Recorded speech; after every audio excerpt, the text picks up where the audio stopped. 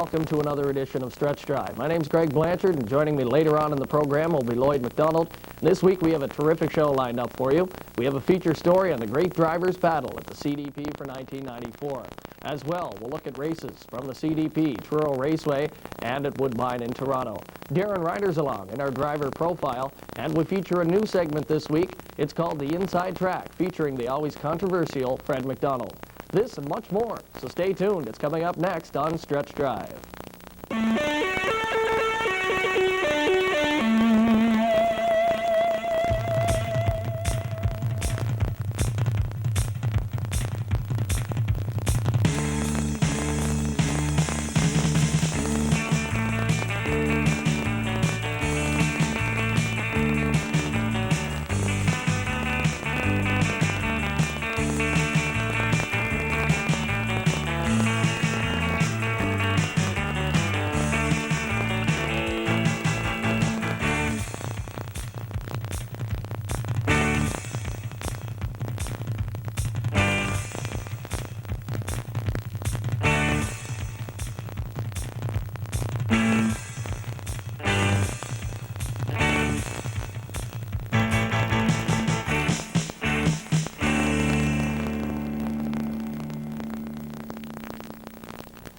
Good evening and welcome to the first show of the 1995 season. To kick things off tonight, we're going to have a look at a race from Truro Raceway from Boxing Day.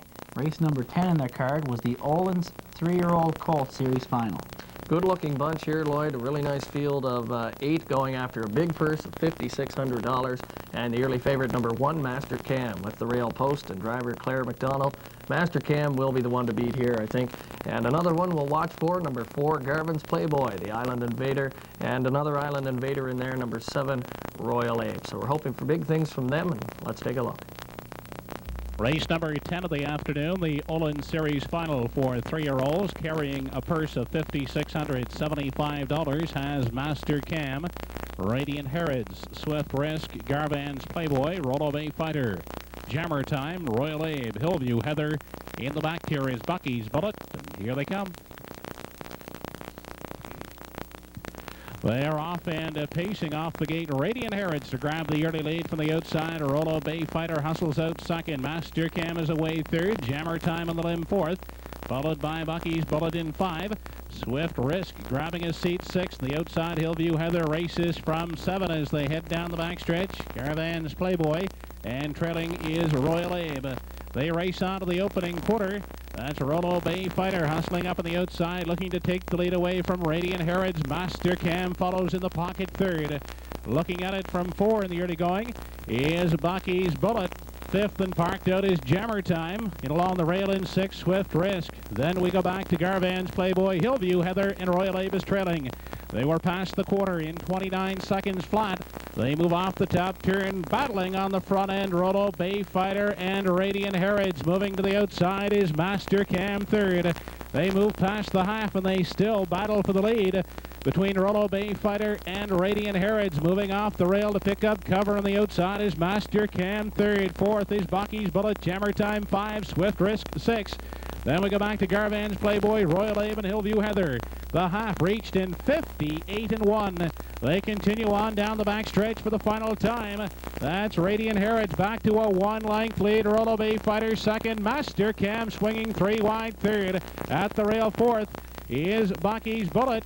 Looking at it, 5, Jammer Time. Garvan's Playboy advancing on the outside 6. They're 3 wide as they head to the top turn. Radiant Herods holding the lead by a head. Master Cam is in pursuit second. Bucky's Bullet now racing third. Garvan's Playboy advancing up on the outside is 3 wide 4th. 5th is Jammer Time. Off the turn and through the stretch they come for the final time. They're still led by a Radiant Herods. Master Cam right there second. Garvan's Playboy is closing up on the far outside. Garvan's Playboy, Master Cam, Radiant Herods, 3 of them in a photo to win.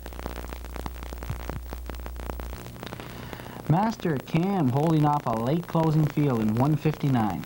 Great stretch drive in there, Lloyd. 3 of them across the track. Master Cam, the overwhelming favorite in there, but just got the job done going for that big money, $5,600 in purse there. And Garvin's Playboy just missing there, firing up big in that last quarter in 29-4. He was closing fastest of all at the end and just missed. We're going to take a look now at race number 11 on Truro's card from Boxing Day. It features in here the big three, West River Diesel, No Worries, and Happy Family. This should be another great battle. These three have been taking turns winning the top class at Truro Raceway, and I can see any one of those three pulling off the win here, so it should make for an excellent horse race. Race number 11 has Escort Save, Laurent Fantasia, Scotty J, No Worries, West River Diesel, and a Happy Family.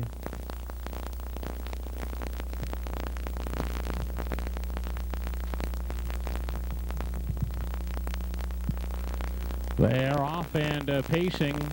Escort Save away quickly to grab the lead. On the outside, West River Diesel and No Worries. Scotty J takes a seat fourth. Laurent Fantasia 5 and a Happy Family.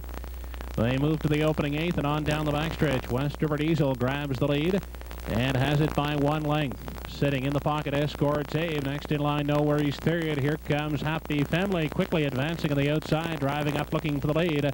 And Happy Family drives on and takes over. West River Diesel gives way to sit second. At the rail, Escort Save is third. No Worries takes a look 4. Scotty J in 5.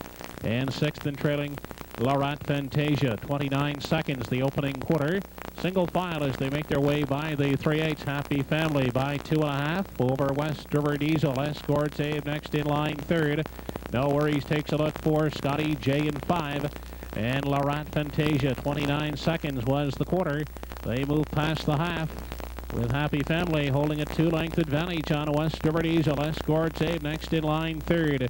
Yet to move is No Worries fourth. Fifth is Scotty J. And Laurent Fantasia 57 and 4 the half. They continue on down the backside for the final time, still led by Happy Family. West River Diesel is sitting second outside and coming first over. No Worries third. Escort Save fourth. Scotty J in 5. And trailing is Laurent Fantasia. They move on past the 3/4. They're all in pursuit of Happy Family. Still there by a length and a half. West River Diesel is second. Escort Save at the rail third. No Worries on the outside is racing fourth. From 5, that is Scotty J. And well back, Laurent Fantasia off the top turn. 1:28 to 3/4. Through the stretch for the final time. Happy Family still the leader, with West River Diesel second. Escort Save on the outside third. Happy Family, they're not going to catch him. Draws off to win it by 3 open lengths over West River Diesel. And finishing third is Escort Save. Happy Family turning it up a notch in there, Greg. Absolutely a phenomenal victory for this time of year. In fact, that's the fastest mile ever paced in maritime history for this time of year, 1:57. West River Diesel in there sat in the pocket and couldn't make up any ground on Happy Family. A real class horse, and he showed what kind of class he had there. 1:57 flat. We're going to take a look now, Greg, at some highlights from the 29th of December, a Thursday night at the Charlottetown Driving Park. The big three over here, Kenny Arsenault, Walter Chivery, and Lenny Myers, were battling it out in one of the closest battles of all time here at the racetrack. One of the tightest driver battles we've had in recent memory. 3 of them going right down to the wire on the final night. And we're going to take a look back now at some of the action on that final night of racing. The Charlottetown Driving Park's 1994 Driver Championship was up for grabs on Thursday evening, December 29th. It featured the highly touted battle between the CDP's Big Three, Kenny Arsenault, Lenny Myers, and Walter Chivery. Going into race number 3 on this cool winter evening, all 3 drivers were tied with 84 wins. We'll pick up race 3 going by the half, with Walter Chivery on top with Bradley Pongine, Timble and Kenny Arsenault moving first over, and Lenny Myers and Mary's First sitting calmly along the wood in fourth. 4 and 2 by the half-mile mark. They get on by the 5/8. Bradley Pongine taking them backside. Final time. Timble moving up to on the outside as they race the backstretch. Second and final time. Timble is now going to the top. Bradley Pongine is racing second. F.J. Isaac showing third. Bulgarian fourth. Cap Young and Mary's First is trailing. Timble and Kenny Arsenault lead it to the 7/8 mark. Had them by 3 open lengths. 1:36 and 4 by the 3/4. Timble is the one to catch as they race through the stretch for the mile. Timble, Bradley Pongine coming back on. That's number 85 for Kenny. Race number 4 on the card saw Lenny Myers pull out of the race early due to his mount, Dusty Lane Tricia, losing a shoe. Kenny Arsenault also met with some misfortune as his horse, Big Timin', was shuffled to the back of the field. This left Walter Chivery with an opportunity to once again share the leaderboard, but Mike Dowling and Sporting Goods weren't about to let him go without a fight. 1:35 by the 3/4. Sporting Goods is the one to catch. Omaha Gambler, Maple Grove Helios coming up on the outside. Maple Grove Helios is coming on. Maple Grove Helios, that's win number 85 for Walter. Race number 6 saw Lenny Myers aboard the $2.80 favorite, Sale of the Century. A win here would once again tie the 3 top drivers. Around the final turn for home they come. 1:34 by the 3/4. Rosina's Road now draws away by 2. Sale of the Century is racing second. Boomin on the outside third. Through the stretch, Rosina's Road. Sale of the Century on the outside. They race it out. Sale of the Century. Lenny ties it up. Walter Chivery is seen here in race number 8 with the number 6 entry, Bub. A victory would give him a 1-win lead with only 3 races remaining on the card. To the top, Bub is coming back on at the rail. They race it out right down to the wire. Ashton Dazzler hangs on. Race number 10 appeared to be the race which would decide the 1994 season champion. Kenny, Lenny, and Walter were leading from the 1, 2, and 3 posts respectively. A crafty drive and good racing luck would be the deciding factors which would separate these 3 drivers. And Sunset Colin getting away quickly on the outside. At the rail is Dusty Lane Mac. They are battling up front as they drive into the first turn. Get on by the 8th mark. Sunset Colin parked on the outside is going to the top. Dusty Lane Mac racing second. Moldola showing third. 4th is always Hanover. MP Ronarico looks at it from 5.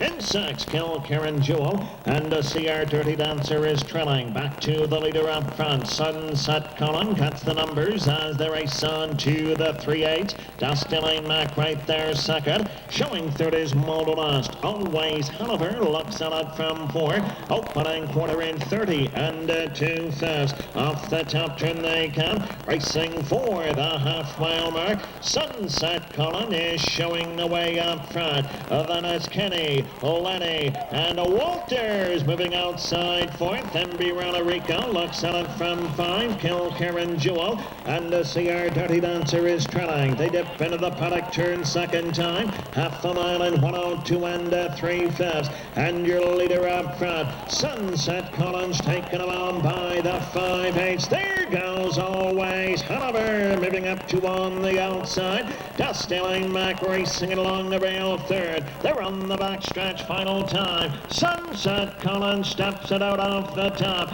Always Hanover on the outside second. Dusty Lane Mac showing third at the rail. They race the far turn final time. Led by Sunset Collins to the 7/8. Dusty Lane Mac is right there second. Always Hanover on the outside third. Moldolas now 4th. 1:34 and 1 by the 3/4. Sunset Collins. Dusty Lane Mac's in the passing lane. Sunset Collins. Here comes Kenny and Dusty Lane Mac. Kenny's gonna win it. Sunset Collins second. It's close for 3.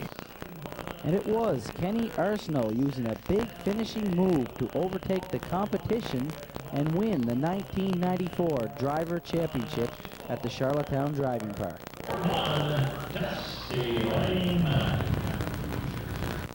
Well, Greg, that's about as close a finish as we're going to find at any racetrack here in the Maritimes. Came down to the second last race on the evening's card.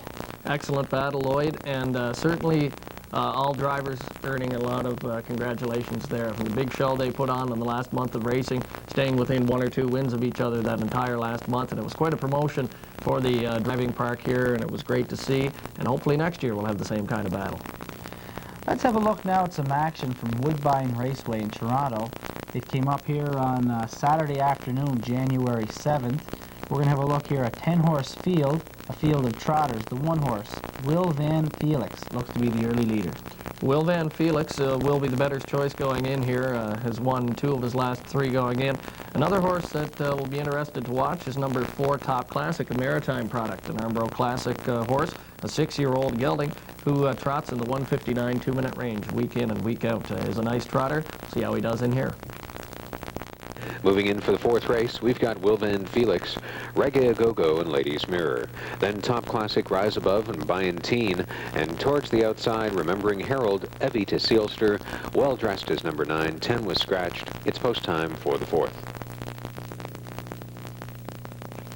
Along the gate now, the 4th race is in motion. Here they come. They're off and trotting. Byantine trying a strong move on the outside. Going along the inside is Ladies Mirror to be out near the front, and along the pylons is Will Van Felix, now showing in 3rd. Reggae A-Go-Go will be in the top 4. Remembering Herald is up on the outside to show in 5th. Top Classic gets away a half dozen back, and then the trailing trio, Well Dressed, Rise Above, and Evita Sealster was 9th and last away. It's Byantine on the outside surging against Ladies Mirror. They battled out the quarter in 28-1. Byantine will clear and take over midway on the first turn. Ladies Mirror is there to be in 2nd. Will Van Felix watched all of the early speed from 2 lengths back in 3rd. Reggae A-Go-Go starts to the outside from 4th. 5th on the outside as they turn towards the half. That is Remembering Herald, and then towards the inside of that one in 6th is Top Classic. Rise Above is trailed at this point on the outside by Evita Sealster, Well Dressed just ahead of them. There is the half. Byantine is under attack from Reggae A-Go-Go, who wants to trot onto the front end on the way to the last turn. Off stride, just past the half, there went Well Dressed. Reggae A-Go-Go working to overtake Byantine. He was out there a long time, 58-4, a challenging first half, but Reggae A-Go-Go has made the front for Bill Gale on the last turn. Byantine now back in 2nd. Racing 3rd on the inside is Ladies Mirror, and then on the inside 4th for Will Van Felix. They pass 3/4. Remembering Herald 5th on the outside. 128-1, 29-2, 3rd split. They come to the head of the lane with Reggae A-Go-Go that they're in pursuit of. Reggae A-Go-Go is on the lead. Byantine is angling back out. Ladies Mirror is 3rd and coming to the outside, and Will Van Felix is 4th. In deep stretch now, it's Reggae A-Go-Go. Byantine is inching in again. Reggae A-Go-Go is holding him safe by a length. Reggae A-Go-Go is going to win it by a length. Reggae A-Go-Go in front, Byantine 2nd. There's the battle for show. Staying for 3rd was Ladies Mirror, ahead better than Will Van Felix 4th. Billy Gale and Reggae A-Go-Go, 2 minutes and 1/5. The KG Bill Gale coming up with a big win there, moved first over, and Reggae A-Go-Go very good there, holding off a late challenge there from number 6 in the home stretch, but had enough left. We're going to go back again to the Charlottetown Driving Park, this time action from January 2nd. Race number 10 in the card, the afternoon's feature. We're going to have a look here, 5-horse field, Alan's Birthday. Can he make it 6 in a row? We'll soon see. Alan's Birthday jumps up a little bit here in class, facing the likes of Dallas Rocks and Silverwood Diane, some nice racehorses. And with the rail post, though, I think he could be a strong factor again and will be tough to beat. Dallas Rocks, I think, is the one to watch in here, though, from the 4-post. Takes a drop down in class. He beat Blazing Finesse and J.K. Senator last time out. So I think he is the one to watch in here. Race 10, top of the stretch, has 1 Alan's Birthday, 2 Fold Over, 3 Call Me Fitz, 4 is Dallas Rocks, 5 on the outside, Silverwood Diane, 5-horse field, purse $1,000. Here they come.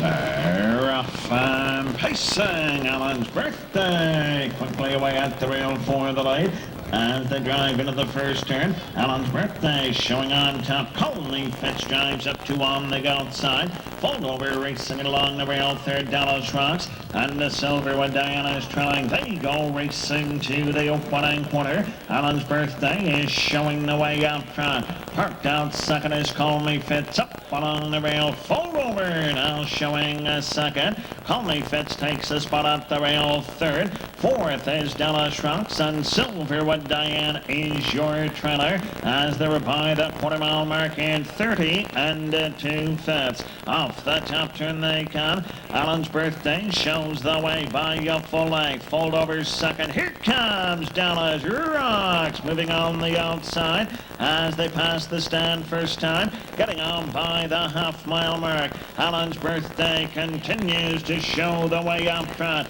Dallas Rocks up and at him on the outside second. Holdovers now watching the private front and battle third. Conley Fitz and the Silverwood Diana is trailing 102 by the half-mile mark.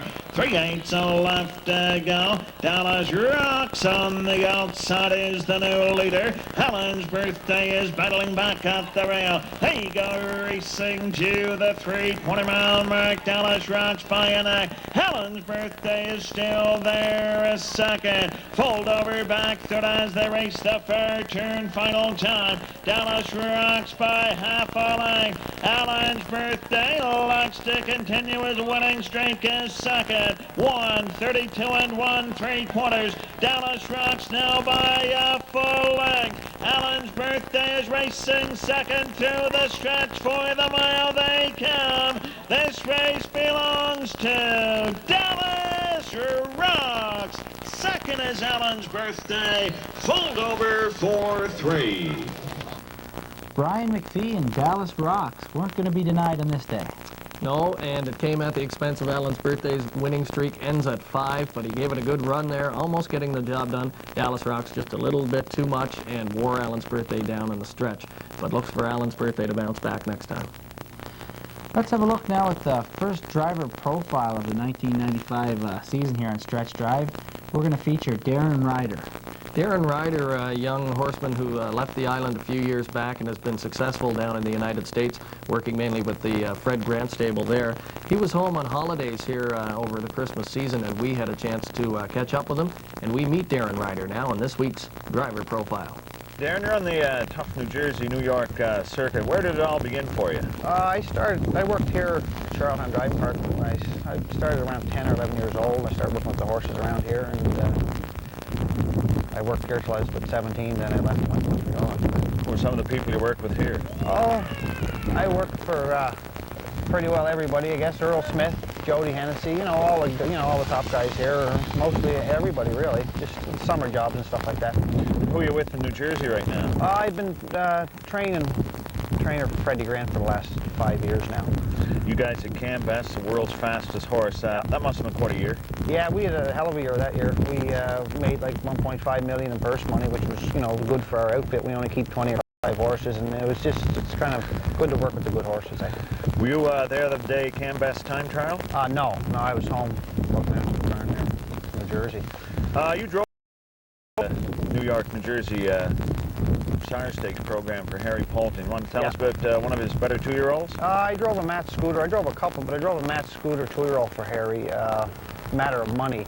I think I win in 56 with my Garden State, and win a fair race at Showplace Farms. A real nice Matt Scooter colt. Will he come back next year? I'm sure he will. Harry he didn't make it too tough for him this year. He was racing kind of light, and he's a big, strong colt, so I'm sure he will. He's a real nice colt.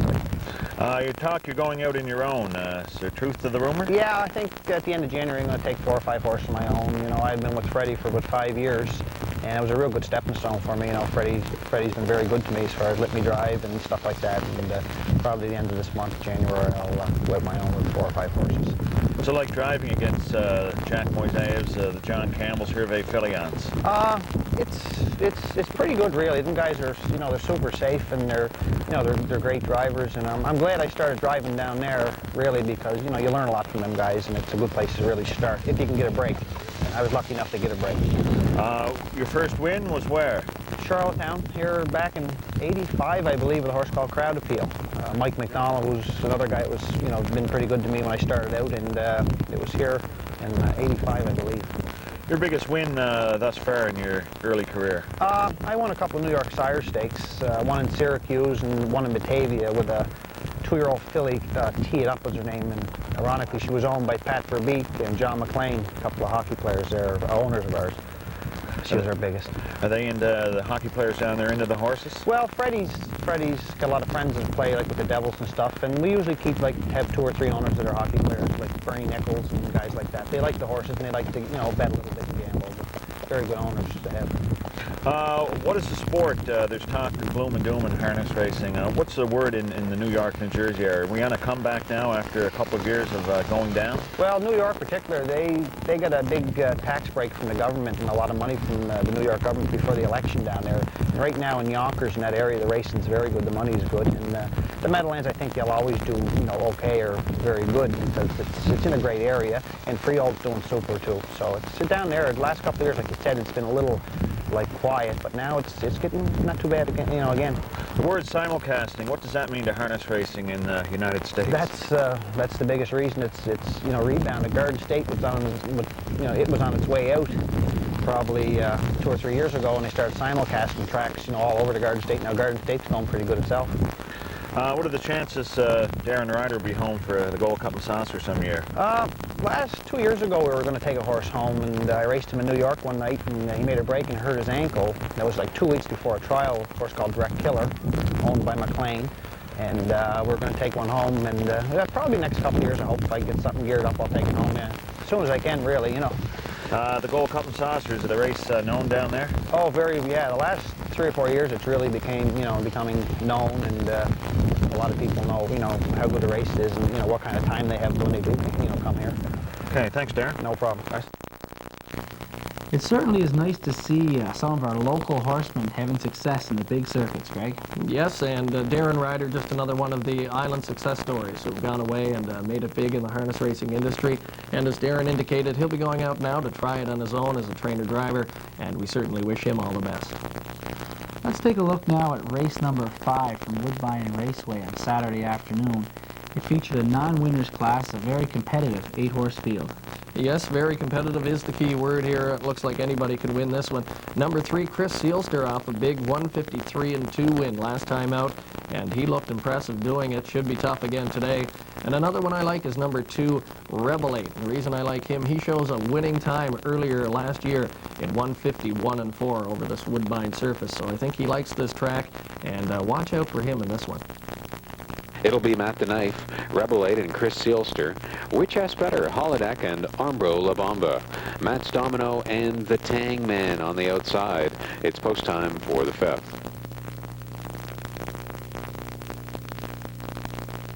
On the gate now, the 5th race is in motion, picking up speed, and here they come. They're off and pacing with Armbro La Bamba trying to be fastest away. Holodeck is out leaving him, and towards their inside, Chris Sealster is rolling up for position 1 as they move past us the first time. Chris Sealster, Holodeck, Armbro La Bamba. On the inside 4th is Matt the Knife. Matt's Domino is 5th on the outside. The Tang Man out there in 6th. Rebel 8 in 7th. And Which S Better is 8th and last away.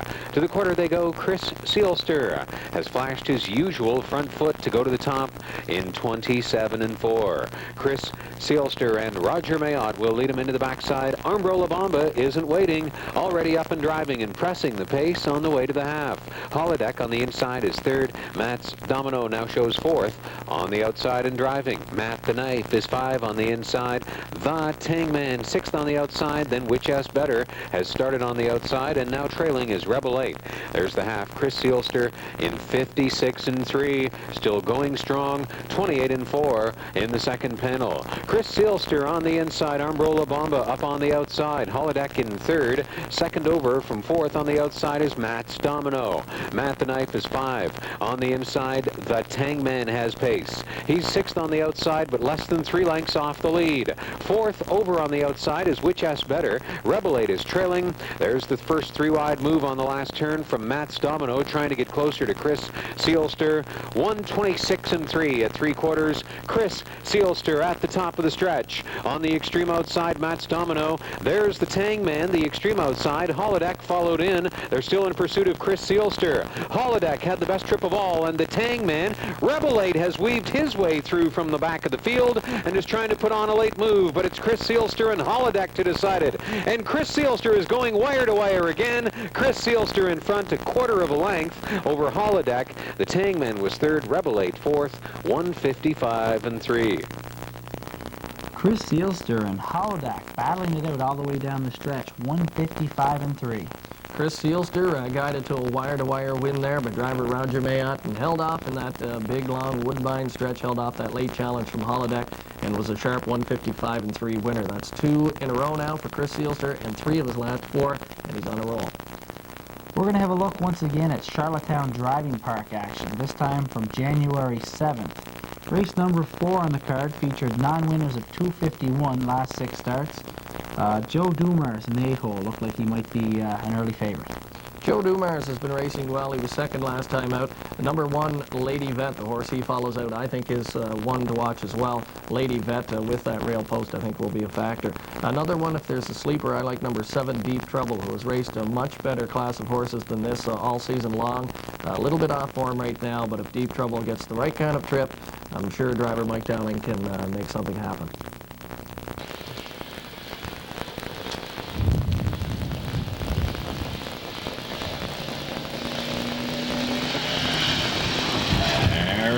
Fine pacing, Bogaberry getting away quickly. Lady Vet up the rail. Those two well battled for command as they drive into the first turn. Bogaberry parked on the outside. Lady Vet coming back on up the rail. They are now neck and neck as they battle for the lead. And up the back stretch they go first time. Still matching strides up front. Bogaberry on the outside. Lady Vet up the rail. Watching the front end battle. Third is Joe Dumars. As they move by the quarter-mile mark, Bogaberry on the outside shows on top by a neck. Lady Vet coming back on her once again. She looks to regain the lead. Does that to the 3/8. 30-1 by the quarter. Off the top turn they come. Lady Vet has the lead by half a length. Bogaberry is parked out second. Joe Dumars watching it from 3. 4th big-time mark. Here comes Champion Terrio moving outside in 5. Riverly Robin moves wide in 6. Deep Trouble. And your trailing horse past the half. FG Isaac. They're into the back turn second time. Champion Terrio 3 wide on the outside. They're all after Lady Vet now as they move by the 5/8 mark. Lady Vet still on top. The half 102 and 4/5. 3 wide now, second. Champion Terrio. Joe Dumars at the rail showing third. Riverly Robin pacing strong on the outside in 4. There goes FG Isaac. 4 wide on the outside in 5 as they get on by the 3/4-mile mark. Lady Vet by half a length. Champion Terrio up another on the outside second. FG Isaac keeps on coming. 3 wide, third and full of pace. 1:37 and 1/3 coming at us 3 wide, turning for home. FG Isaac on the extreme outside. Champion Terrio, Lady Vet still there. Riverly Robin on the outside. 5 of them right across the track. It's Lady Vet and Champion Terrio awfully close at the wire. We'll need a picture in race 4. Lady Vet and Champion Ontario giving us our first dead heat of the 95 season. Those two hitting the wire together and making the dead heat possible there. The most exciting finish in harness racing is the dead heat, and we had a chance to see it on Saturday afternoon. We're going to have a look now at the first installment of a new feature segment we have here on Stretch Drive. It's hosted by Fred McDonald, and it's called The Inside Track. This should make for a very interesting part of the show we're going to have here each and every week. Fred McDonald, always known for having an opinion around the raceway, and he'll get a chance to express his opinions here in a sort of a commentary format, and we have his first installment coming up now. Hi, my name is Fred McDonald, and this is segment number 1 of The Inside Track. Most harness racing fans in Prince Edward Island are loyal to the core. They buy island products, and they support island businesses. For example, I take my kids to the Dairy Queen at least once a month because Dairy Queen supports the major race in the region. I take my vehicles to Eldred Nicholson's garage in North Wiltshire because Eldred does so much work for the Horse Owners Association. Matter of fact, as good as Eldred is, I don't think he can put my car back together this time around. At any rate, you get the point. Island race fans tend to support island businesses. There comes a point in time, however, if the local product becomes far inferior, or if the service infuriates, then the customer will make a change. You may ask, what has this got to do with harness racing? Allow me to continue. Simulcasting is one of the touching issues in the Maritimes today. Should the Maritime tracks take in the Woodbine simulcast, or should we take our own product from Truro Raceway and wager on it? That is one of the touchiest topics today. It bothers race fans, it bothers track management. Last Friday, we watched the race from Woodbine Raceway. I happened to be in the company with two other horsemen, Blaine Baglow and Paul Holmes. In one of the early races on the Woodbine card last Friday, 4 horses arrived at virtually the same time. Immediately, the announcer came on the air, "Please hold all tickets." The infield coach course flashed the photo sign. The lights were blinking, flashing on and off. We talked about it and said, wouldn't it be nice to see that happen at Charlottetown, where the fans would get a fair shot, they would get an indication that there had been a photo, and please don't discard the tickets. What happened at Woodbine shows us how interested the Woodbine people are in keeping their fans and patrons happy. Now contrast that to what happened last Saturday afternoon at the Charlottetown Raceway in race number 4. In that race, Champ Ontario and Lady Vet arrived at virtually the same time, and the announcer called, "We have a photo." Too close to call. But that was the end of it.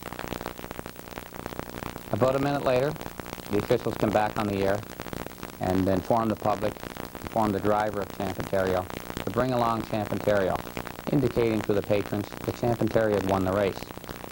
Lady Vet was dispatched to the barn area. Fans were holding tickets to number 1 threw away their tickets.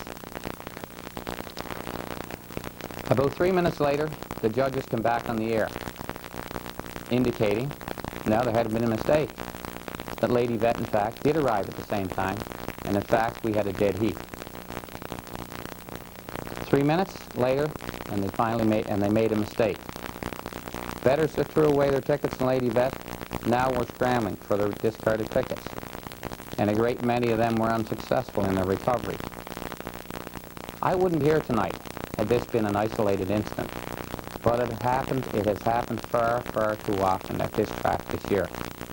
The same issue had been a topic of a major story in my column on Atlantic Post Calls back in October and November, but apparently again it went unheeded. We don't like to come on the air tonight and talk about the ills in our sport, because we certainly know there are plenty of ills. It hurts me to talk about things like this, things about a sport that you really love. In this case, however, we're bringing it up because we want it changed. We want it remedied, and we want it remedied right away. This is an issue not just for the race fans. It's an issue for horsemen like Kenny Arsenault and Gary McDonald and Paul McDonald and Albert Bernard and Earl Smith, the people that make their living in this business full time. If these problems are real, especially the ones I've identified tonight, if they're not rectified, then the race fans and the bettors will continue to clamor for the Woodbine product against their own live racing. And that's this segment of the Inside Track. Thank you. Fred McDonald, never at a loss for words, Greg. No, that's right, Lloyd, and Freddie always seems to get his point across, and he'll be doing that each and every week here on Stretch Drive with our new feature segment called the Inside Track. We look forward to seeing Freddie back with us again next week. We're going to have a look now at Sunday action from Truro Raceway. It came up in race number 8, featured a 9-horse field, tight group of 5,000 claimers. The 1-horse Picks by Day, island known by Neil Mose, is my early choice. Picks by Day will be good, I think, off the rail. Lloyd, winner last time out in 2:03. Another one to watch is number 4, Colts Gate Skip, winner of 3 in a row coming into this race. A couple of starts back, throwing a mile in 2 minutes and 2/5 up on the board. And another one that should be a factor is number 6, Riser, a horse who has a lot of early gate speed. If he can get to the front, grab control early, I think may be able to hang on. Race 8, top of the stretch, has Fixed by Day, Miss Ruby Max, outside Larry, Colts Gate Skip, Imager, Riser, Cocan Willie, Amity Charge, and Fallish Mark.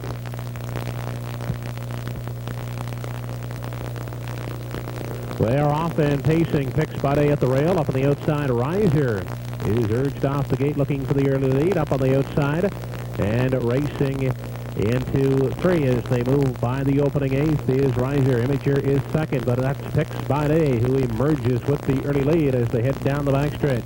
Fixed by Day settling in is Imager second. Up on the outside now third.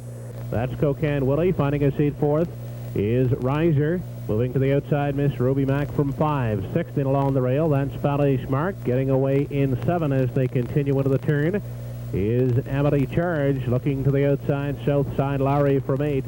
And a 9th and trailing is Colts Gate Skip. 30 seconds was the opening quarter.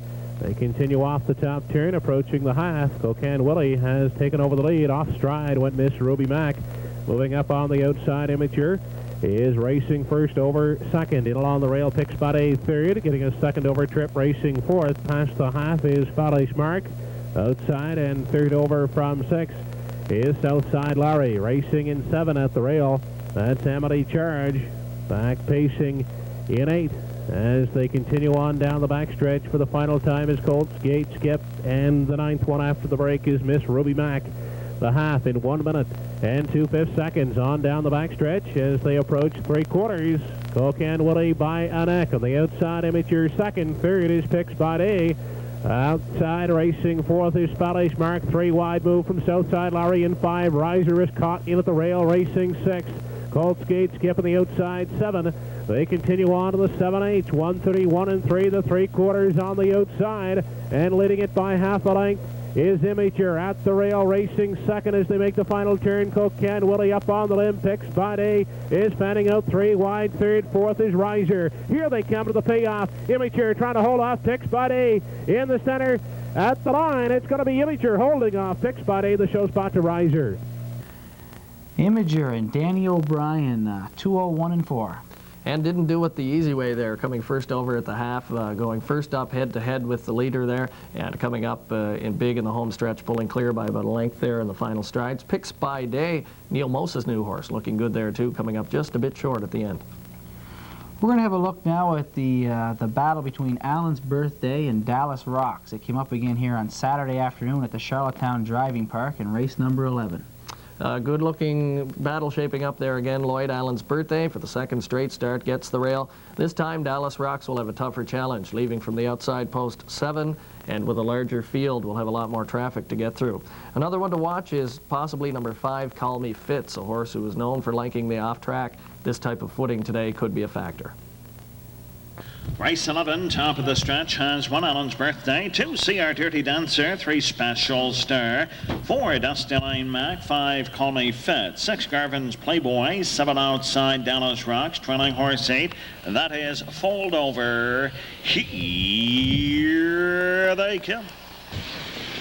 Rough and pacing 4 wide up front as they leave the gate. Alan's Birthday, See Our Dirty Dancer, drives up to on the outside. Special Star 3 wide into the turn, driving third. Up along the rail, showing fourth is Fold Over. Dusty Line Mac in 5. They are 3 wide up front as they battle to the opening quarter.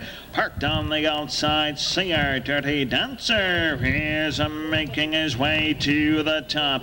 Alan's Birthday now looks at it from 2, showing third, Fold Over. Alan's Birthday wants that lead back and will get it to the 3/8 mark. Alan's Birthday back to the top. See Our Dirty Dancers racing second, Fold Over showing third. Dusty Line Mac getting underway from 4. Special Star at the rail in 5. They were by the opening quarter in 30 and 4/5. Alan's Birthday in command of this field as they get on by the half-mile mark. Up on the outside, there goes Fold Over on the move. second. Singer Dirty Dancer racing third. Dusty Line Mac wide in for Dallas Rocks from 5.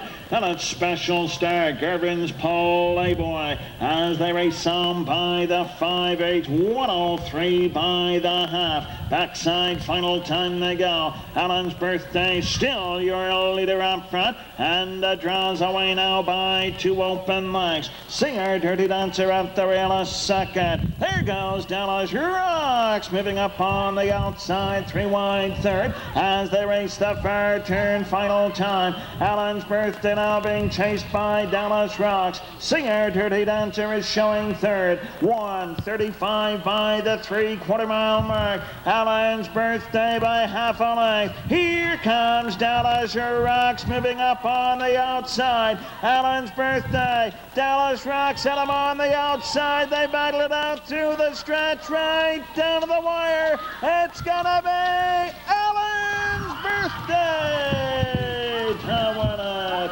Dallas Rocks second. Call me Fitz for 3. Gary Chappell and Alan's Birthday. Just a little too tough in here today, Greg.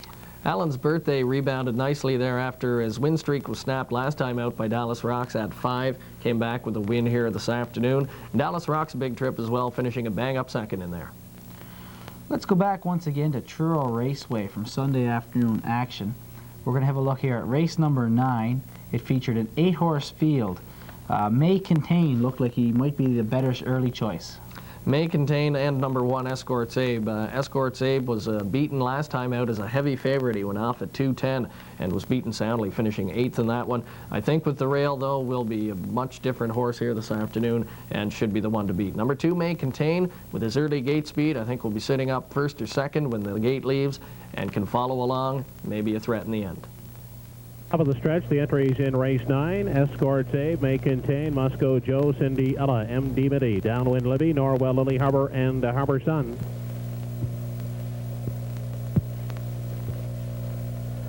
They are off and pacing. Escorts Abe at the rail, emerging with the lead. Up on the outside, Cindy Ella moves out second. Driving out third, that's May Contain. Settling in is Musco Joe in the 4 spot. On the limb racing from 5. And now taking a spot at the rail as they head into the backstretch is M.D. Mitty. Next in line 6th, Downwind Libby, holding down 7 as they move on to the opening quarter.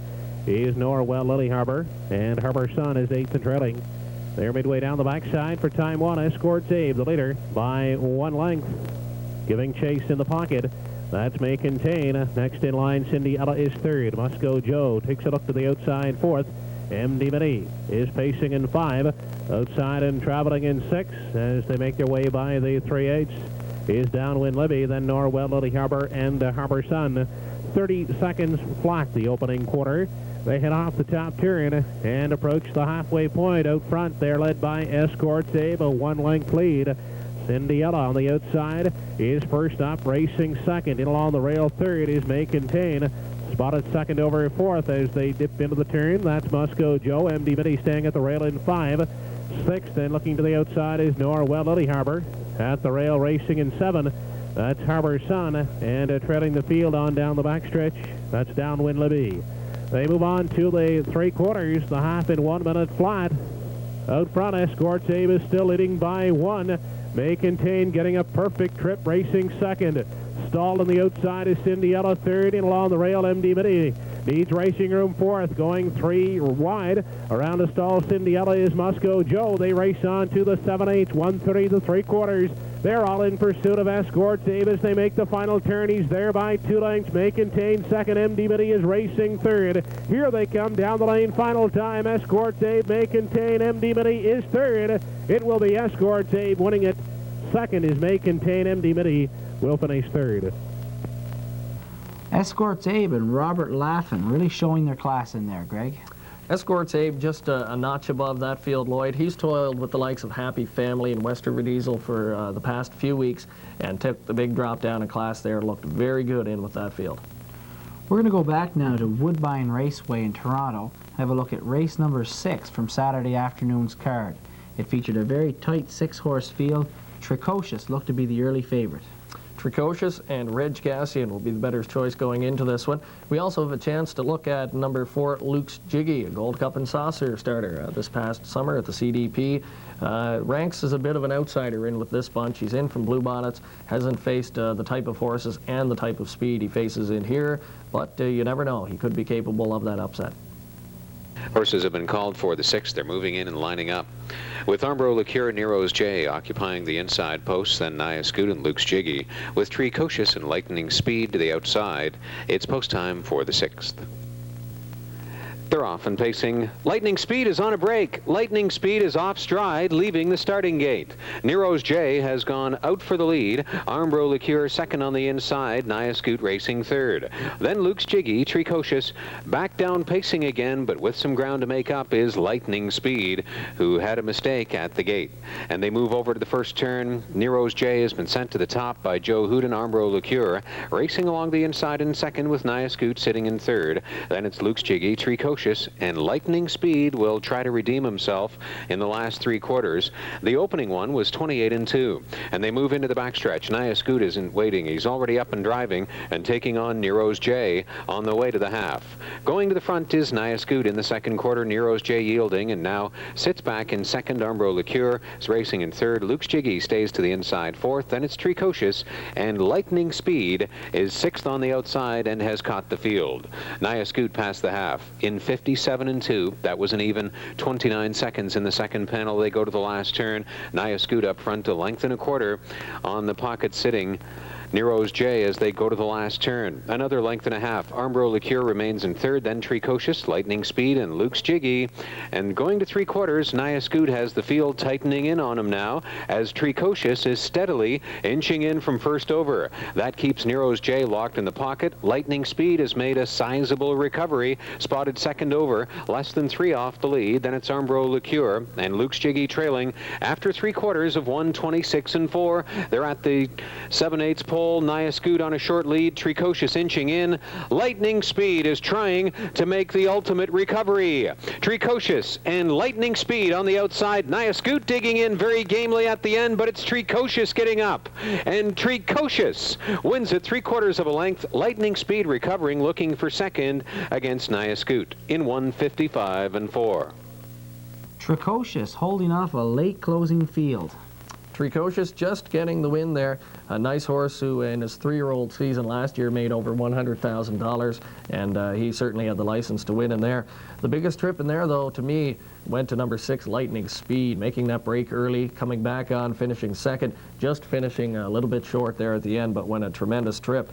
And this horse has a lot of high speed. He sports a record of 151 flat, taken last year at Sportsman's Park. Let's check in now with Mike Brown for his weekly installment of It's Their Call. Mike back with us again for his first installment of 1995, and this week Mike's going to explain to us the qualifying rules and why horses are made to qualify. Today, Lloyd, we're going to take a look at qualifying races. Why does a horse have to qualify or go in a qualifying race? A horse that has not raced previously, that is a maiden, or a horse that has not raced within the past 30 days, or a horse that has not raced at his chosen gate is required to go a qualifying race before the judges. This is to provide a measure of the horse's ability to compete in a race. Example, a 3-year-old maiden pacer in Charlottetown is required to go a mile in 2:10 or better. A 2-year-old or a trotter gets a 2-second allowance. An aged horse that has raced previously must qualify according to the class in which they will be competing. An example, an aged pacer that is racing in the top class in Charlottetown would have to go a mile in 2:4 or better on a fast track. The judges may require any horse that has been placed on the stewards list to go a qualifying race. Now, the stewards list is simply a list of horses that the judges require to go qualifying races because of their inability to compete in the race. A horse that is on the stewards list could be placed on there for a variety of reasons. And some of these are unfit to race, dangerous, unmanageable, sick, lame, unable to show performance to qualify. For example, he can't go the qualifying time in a pari-mutuel race, or a horse that makes excessive breaks. Any of these horses are required to go a qualifying mile by the judges before they can compete again in a pari-mutuel race. A horse may also be placed on the stewards list by the starter. An example of a horse in this situation would be one that would refuse the gate, or a horse that causes excessive recalls. He would also be required then to go a qualifying race before he can compete again. And that basically, Lloyd, is what we have today. It's nice to have Mike back with us again this season, Greg. Yes, the new 1995 schedule. Mike will be here as usual each and every week with more insightful editions of It's Their Call. I see we're out of time in this week's show, Greg. We hope everyone joins us again next week. We have a very action-packed show for them. Yes, a big show lined up for next week. We're going to take a look in our feature story at winter harness racing and the changes that have to be made to horses and what they have to undergo to race in the winter meet. And as well, in our driver profile, we meet one of the top women drivers in all of harness racing in North America, Claire McDonald. So it should be a lot of fun. And we'd like to remind folks as well that the USTA annual meetings are coming up next weekend in Truro. So you might want to take that in. It'll be going on from Friday until Sunday, and it winds up with a big card of harness racing at Truro Raceway on Sunday afternoon. For your comments or story ideas, you can write Stretch Drive at Box 561, Charlottetown, Prince Edward Island, C1A 7L1. That's Box 561, Charlottetown, Prince Edward Island, C1A 7L1. You may now also fax us on our new fax number, 894-8564. That's 894-8564. You can also phone us as well on race nights here at the Charlottetown Driving Park at 628-1390.